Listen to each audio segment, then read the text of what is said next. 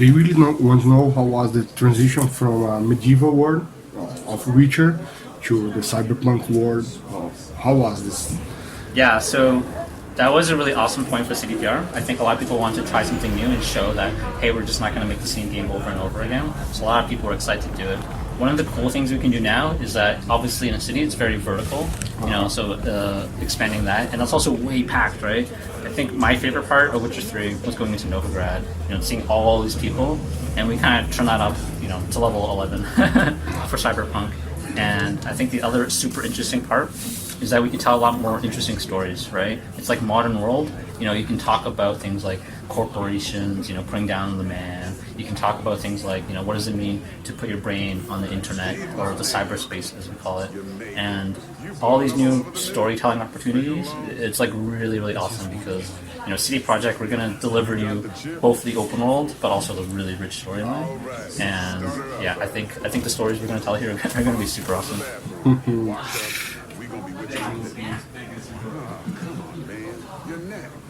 I know you guys are based on the mic polishing classic. So there is any other fountains you guys link like the Philip K. Dick and from Blade Runner or Willie Gibson from Neuromancer? Is that another? Yeah, so you guys take from? Yeah, so there's a lot of fans of the cyberpunk genre. I personally loved The Matrix. That was one of my favorite movies, and that's why I'm here. But I mean, we have it in our DNA. We want to do our own thing, but we also are very respectful for the source material. You might have noticed that the hotel we went to today was called Batty's Hotel. That's like a reference. If you catch that. But we're going to tell our own story at the same time, right? We're going to be taking our spin on it. So, for example, a lot of the cyberpunk is set at nighttime, right? It's always raining and stuff. And for us, since we have the day-night cycle, we want to do our own, like, hey, what is cyberpunk in the daylight, right? And that is also really interesting. So we're taking inspiration from a lot of different places. Like, how do we do that? And what does it look like to be, super high-tech billboard during the daytime? Yeah. We just saw the daytime and it's looking amazing. Mike already told he is on the team for helping for the console. Yes. What he's working on this project, what he helped you guys to do. Yeah, so he's basically the walking Wikipedia of everything cyberpunk, right? He's like, what does it mean to be cyberpunk? So he helps us solve problems, like, hey, I know I was working on some attribute stat system, and it's like, hey, how does this work in the tabletop game, and how would that apply for us? So he's really good at helping us create ideas as well. But at the same time, he's very flexible. So because we also want to tell our own story that makes sense in 2077, which is 50 years in the future. So for example, in the demo we saw today, we had the nanowires, like cutting off limbs and stuff, right? And we wanted to do something like that. In the original game, those couldn't cut through everything; they weren't as strong.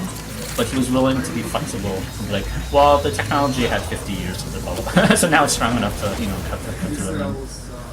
On the demo, we just saw the skill tree for the two different V's, and it was huge. It's a huge skill tree. Do you think we can feel everything, or you have to choose the best way to play your V? Yeah. So right now there is technically no hard limit on your levels. So if you want to spend hundreds and hundreds of hours, you can definitely try it all.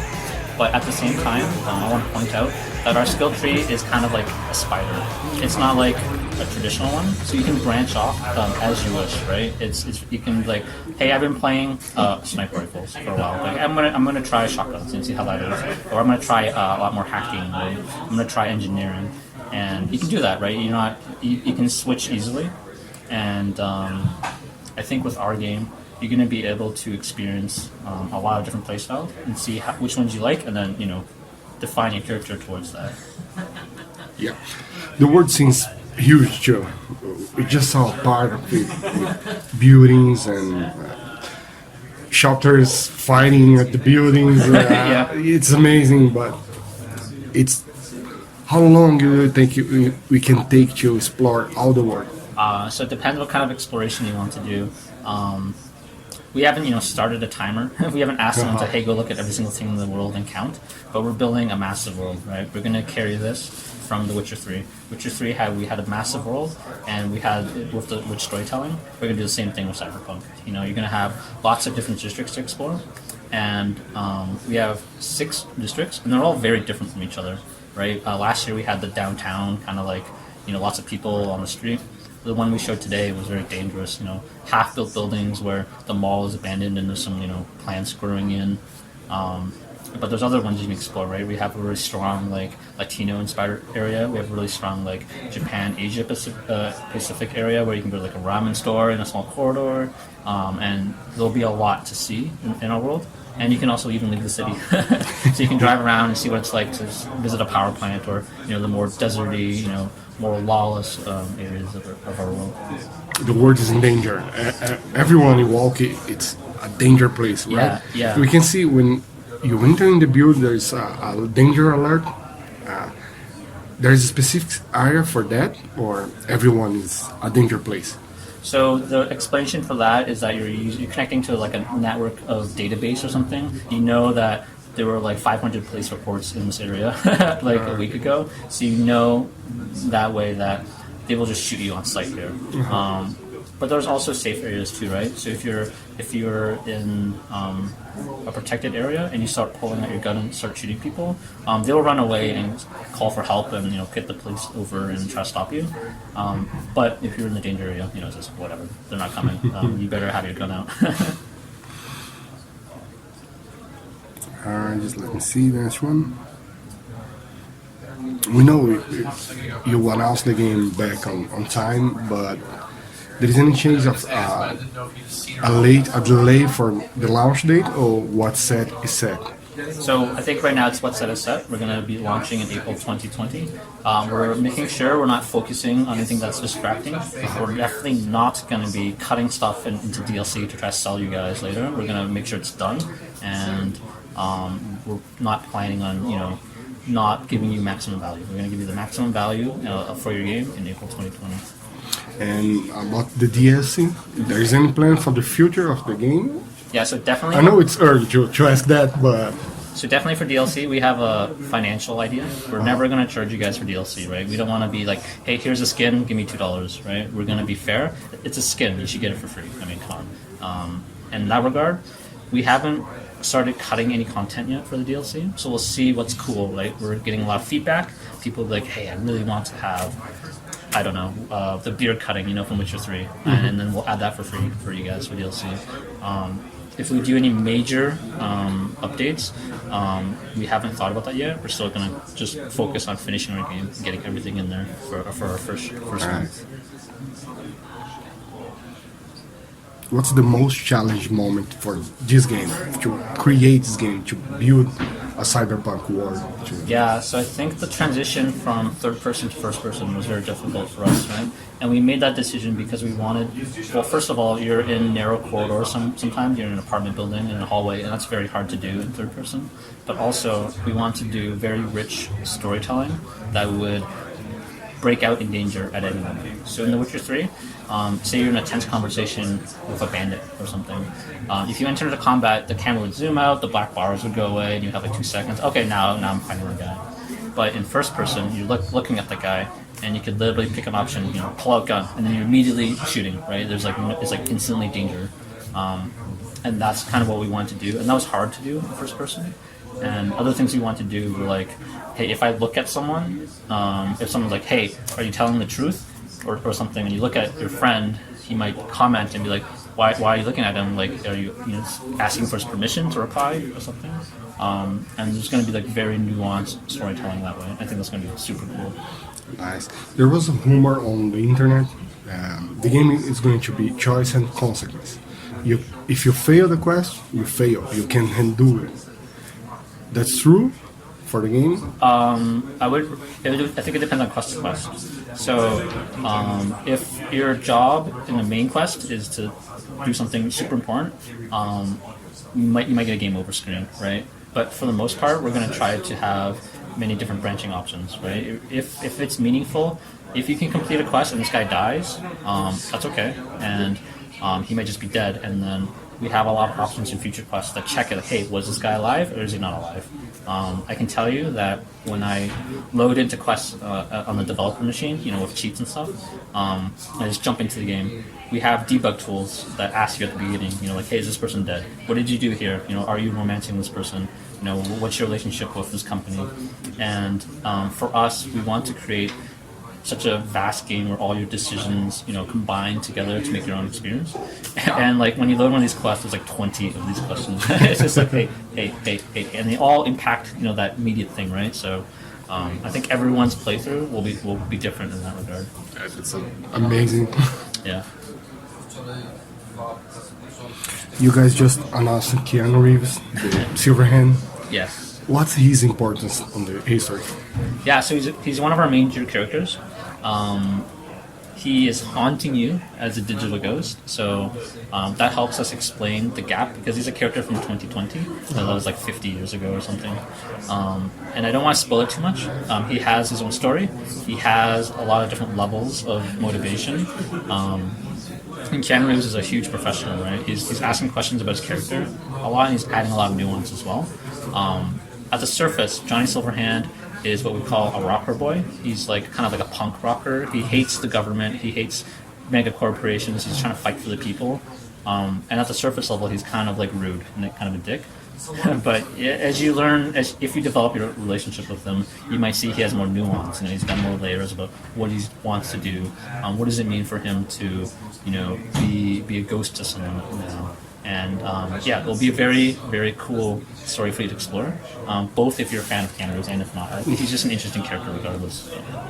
You can see on the demo, he always trying to help. So get up, you can do it. Yeah, but he's also kind of rude. So Come on, get up. Don't trust on the speed. He says about the net item. Yeah.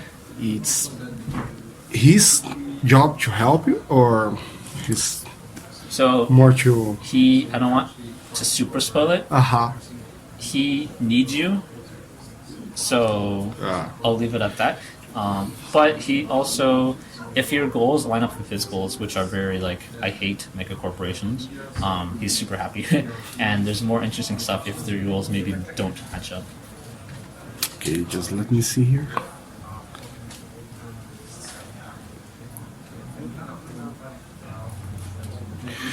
I know you guys talk in late time. There's no Siri on the game, no Witcher things on the game, but that said, no chance to see Siri on here? That's still the official statement. So we just won't see. But we are doing funny references. There is a poster no one has found yet called Nilfgaard. There's a reference to Nilfgaard. And also we have some Easter eggs, so you guys won't be disappointed. There's actually some in the demo. If you like super notice stuff, if you're really good at that, you might. If you like Sherlock, you might notice some actual funny details. So you're gonna make me watch again? Yeah. Nice. We can see some tracks from the original Cyberpunk. Bridget was on the demo. There is others or just Bridget for now? In terms of what? Of original characters from the Cyberpunk. Oh yeah.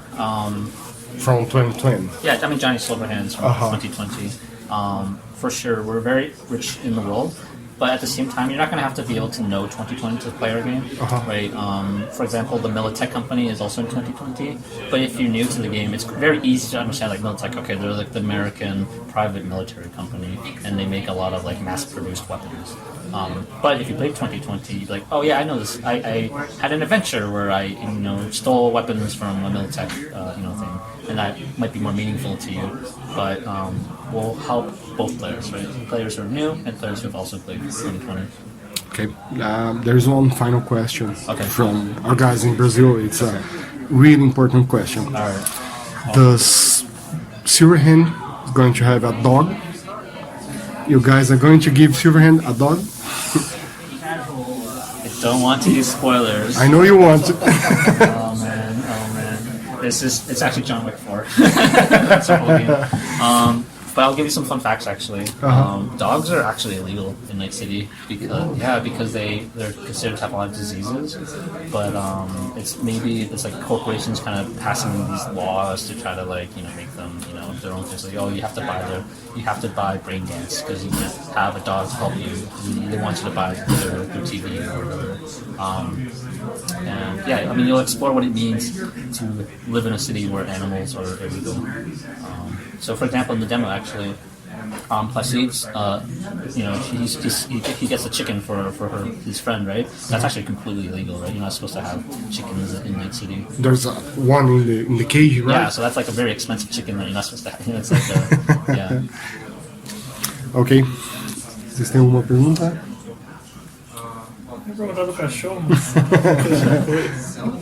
See, everyone wants to know about the dog. Okay, thank you so much for your time. And do you want to say anything from the Brazilian audience? Yeah, sure. Should I just talk to the camera? Yeah. So, if you guys love Witcher 3, and I know a bunch of you guys do, I want to say that Cyberpunk 2077. It's actually I moved there to work on it because I also love Witcher 3, and so far it's like pretty amazing. So definitely take the time to either pre-order or check out the reviews and check out our game April 2020 next year. Okay, thank you.